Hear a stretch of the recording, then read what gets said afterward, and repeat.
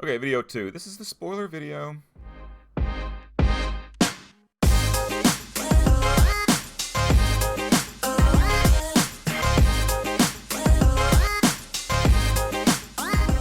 so, spoilers. Okay, spoilers. Spoilers for Joker.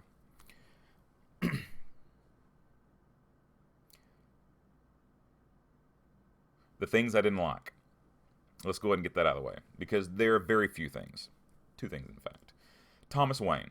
Thomas Wayne is made to be the... And both things are related to each other. Thomas Wayne is made out to be Donald Trump. He is. It's... look, I don't want like getting political, but I know enough about it. When I see things, little tic-tacs things here and there, I go, aha, I see what they're making. They make Thomas Wayne out to be a jerk. He's actually, in one sense, a villain in this movie. Thomas Wayne is not a villain. Thomas Wayne is a saint. Even in the comics, it's not like he has a... There's a take on Thomas Wayne where he's like, oh, he's bad. You know, every time he's on the screen and he's being a jerk, it's like I totally get taken out of the movie. I was like, that's not Thomas Wayne. Again, someone who didn't grow up with these people. Okay, here's the deal. I'll talk to people about comic movies in the past, and as I'm talking to them about them, I'm talking about Hal Jordan and Bruce Wayne and Clark Kent and Barry Allen and all my favorites, you know, John Jones and who's the Martian Manhunter, in case you don't know. So they say things like, man, you talk about these people, you talk about these comic book characters like they're real people. And they are. I grew up with these people. They were my friends. They were always there for me if I needed a friend. So I read a bit. I know more about these people than I know probably some of the people I know in real life. I've got a lot of money invested in knowing this stuff. So when I see Thomas Wayne portrayed in that way, it's wrong. It's just wrong. It's wrong. So that took me out of this. I understand why they did it. I understand why they did it. But even to a point where they have this rally, or there's protest outside of Wayne, whatever, and they've got this big paper mache head of him, and it says "resist," you know, and it's like that's Donald Trump. Yeah, it's totally political. But the movie goes to the point at the very end when he reveals himself as the Joker, and he's dressed up like all the clowns that are protesting. He says, "So are you dressed up like this as a political statement?" He goes, "No, I'm not political." So he's saying, "I'm just the Joker. I'm just kind of doing this for a laugh, you know." Even though it all started with him. So he is defending it. When it all starts, he kills these three guys on the subway who are kind of poking at this girl that's on the subway. It's kind of a, you know,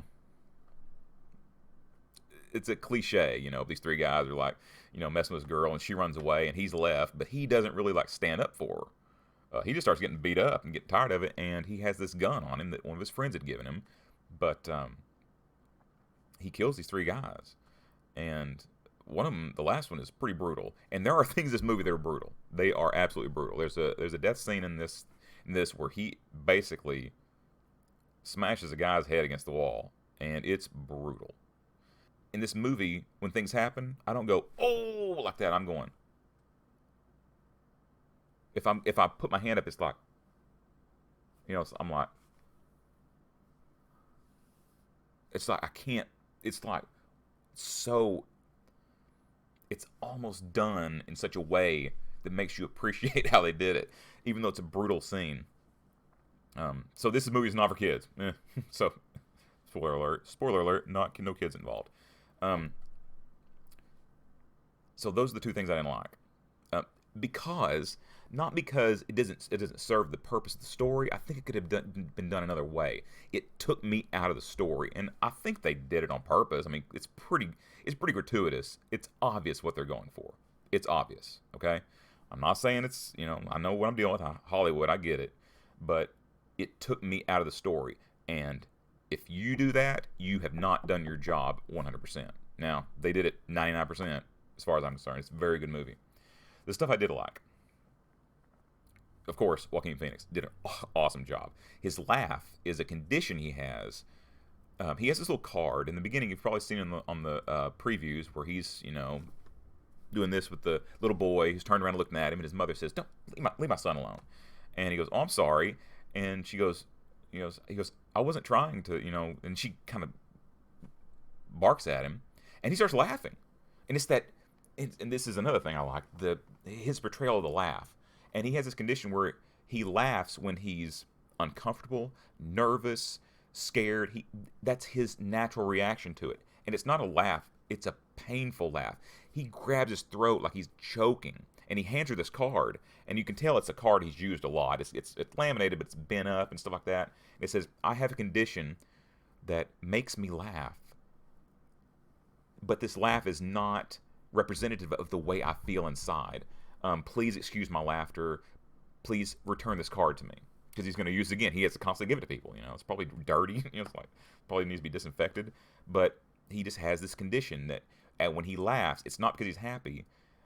It's when he gets very upset, he'll laugh. Like when he gets very nervous, or he has this issue where he's up in front of people talking, and he can't do it because he can't stop laughing, and it's that painful, uncomfortable, hurts to do it laugh, but he cannot control it.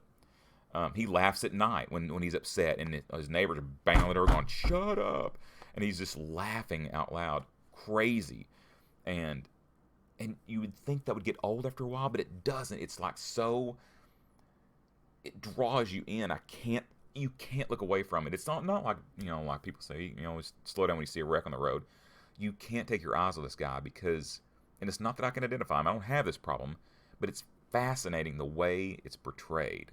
And seeing him do this, and knowing when I know about the Joker,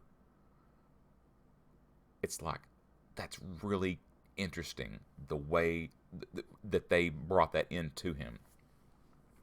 There are a few things in this movie that could have been game changers. I'm glad they didn't keep them in, but it would have been wacky, wild stuff.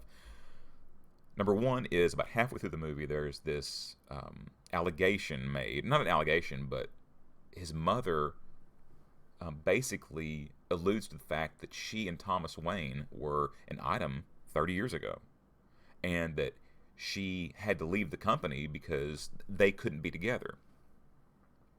And it's insinuated that Arthur Fleck, Penny Fleck's son, is Thomas Wayne's son. And I was like, what? What? And it turns out, spoiler alert, stop the movie, stop it right now if you don't want to know this. But this is spoilers. You should want to know. If you're watching this, you want to know. It's not true. And he finds out what the truth is. And I won't say that because it is kind of interesting. But it's not true. But the fact that they even postulated that, and it made my brain just start going crazy, going, "Are you kidding me?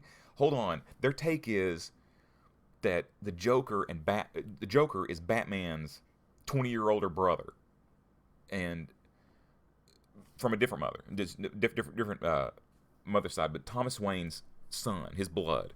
And I was like, wow. And that just game changer to me. And I'm glad they didn't keep it in, but it's really cool the way they kind of worked that in, and it just kind of added another layer to his psychosis when he finds out what really happened. And there's so many things. It's a slow burn getting to where he's in the outfit, in the makeup, at the end, doing his thing. There are people along the way that try to be nice to him. Don't try to be nice to him. They're just nice people. And he comes in contact with them, but he really doesn't know how to interact with these people. He's used to being downtrodden. He's used to being treated like he's junk. And he's always said, he goes, "For so much of my life, I didn't even know if I was really alive." And he's not alive until the very end. And that's when he becomes alive and he becomes Joker. There are... I will go and tell you that Bruce Wayne is in this movie, but he's young. You've probably seen the preview where he's doing to the little kid. That's Bruce.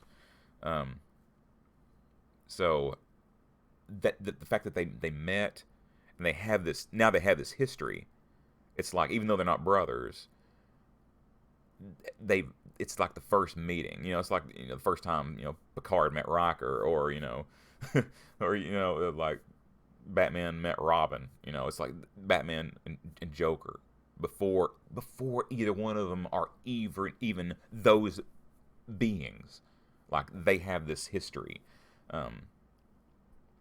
So it's crazy. And of course, through his influence, it leads the way to Bruce becoming Batman, and you'll see that. There is a moment pretty early on where he goes into like this daydream, and he places himself in an environment that he's not in, and he has this very idealized interaction with these people that he really likes that don't know him. They're celebrities, and throughout the movie, sometimes he role plays that encounter when he's all alone. And for a portion of the movie, he is in this relationship with this girl that he likes. That lives in his building, couple doors down. That has a young daughter. You see the indication that the little girl is alive, but you never see her anymore. You never see her anymore because it's almost like, and spoiler alert, it's all in his brain. They don't have this relationship where they go out and she's there with him in the hospital when something goes wrong, getting him coffee. She's not there. They don't have this relationship. They know each other. They pass each other in the hallway and say hi, but that's it. It's almost like in his idealized world, he erases the people he doesn't really want to be there and just keeps what he wants. So he basically erases the little girl because he's interested in the girl.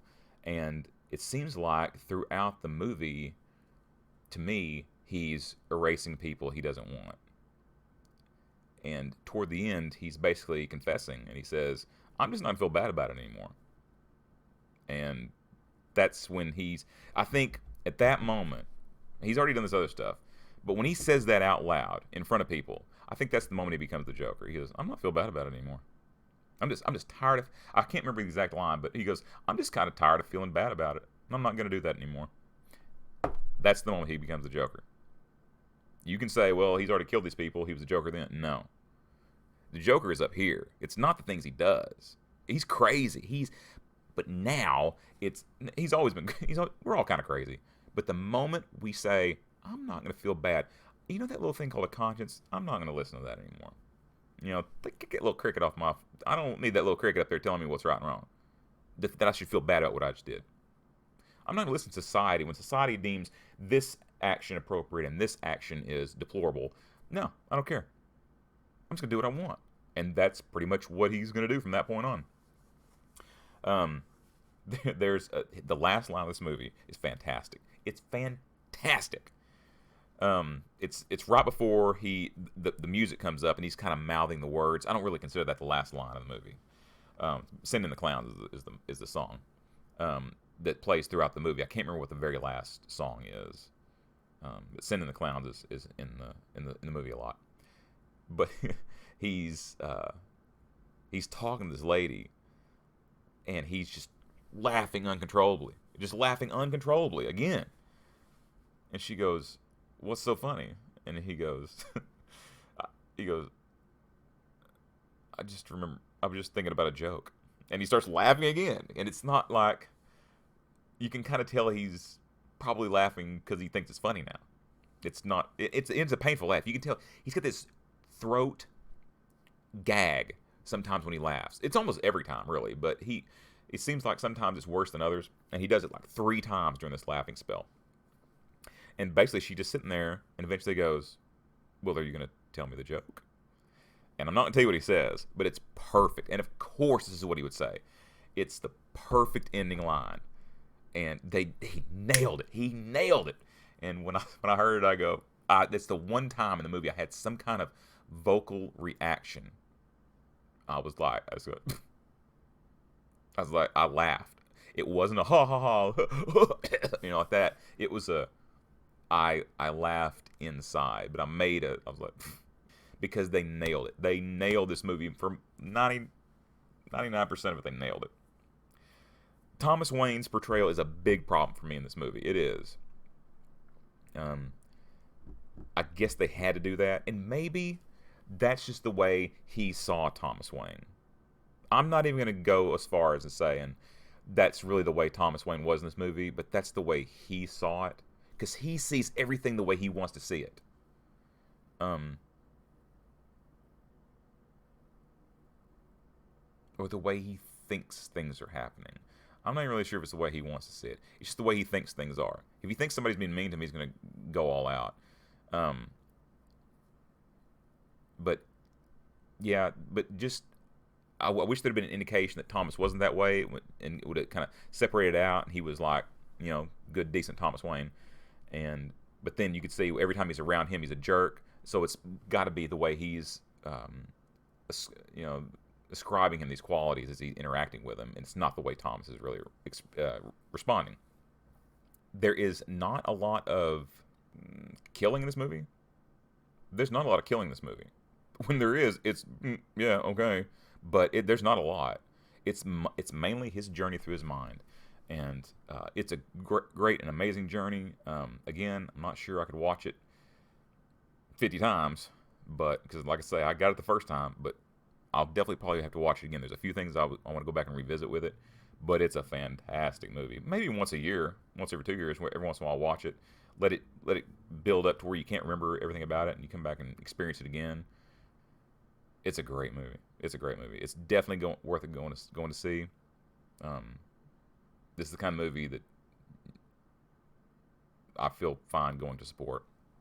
And again, it's in the Batman universe. They always seem to get Batman right when it's in standalone movies. So anyway, thanks for watching, guys. If you got any comments, questions, put them in the comment section below. Tell me what you think of the movie. And I'll talk to you guys later.